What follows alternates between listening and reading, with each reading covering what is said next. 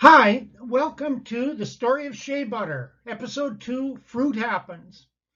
For those of you who know me from Saskatchewan, you've probably heard me say something happens, but it was a four-letter word in front.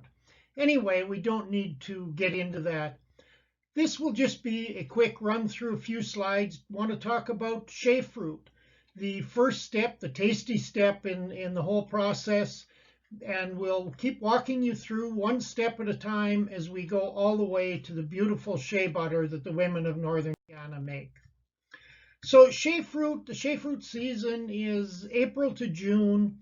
It's a real dry, delicate, sort of dry, sweet tasting fruit. It grows on trees when they have good crops. There's fruit everywhere.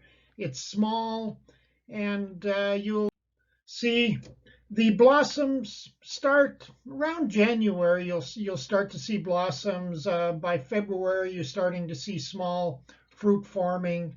Grows in these shea forests, and people are starting to get excited because shea butter is a big part of life. It's a big part of the economy and growing because more and more people are discovering how wonderful shea butter is, how amazing it is for handcrafted soap and cosmetics and skincare products, and the big industrial users are using more and more of it in their products.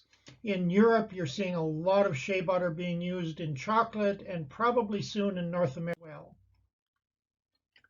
By early April, the fruit is starting to look tasty. Here you see Lillian Wintoma, who works with us, and she looks like she's going to eat that shea fruit right off the tree. She was having a lot of fun and showing me where the shea fruit was growing this year and how good it's growing. And we had a little fun. We took one of our consumer packages of shea butter and hung it up in a tree and told people to go back and see how we have packaged shea butter growing on trees. So there you see one of the things that's so interesting about shea fruit is that when it's in season, it's everywhere, and the children are gathering it up and selling it on the side of the road, earning a little bit of money that they can spend, and we always stop and buy some.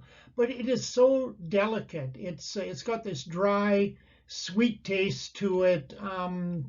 Little bit if you're from the part of the world I grew up in and know choke cherries and that sort of dryness, you get a little bit of that from shea fruit, not near as much, but it doesn't travel well. So in Ghana, shea trees are in the north.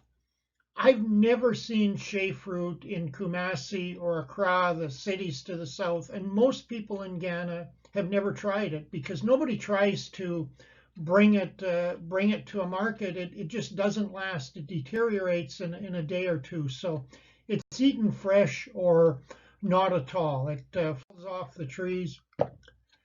Next episode, we will look at what happens when it falls off the trees. Its seeds grow, and then we'll keep going step by step until we get through to shea butter at the end. So that's episode 2 in the story of shea butter. Just want to make sure that people know about it, know the story of shea butter. We'll get more into the women and families and how hard they work at it, some of the differences between handcrafted shea butter and factory-made shea butter. So keep watching. We'll probably do these about one a week, but no promises.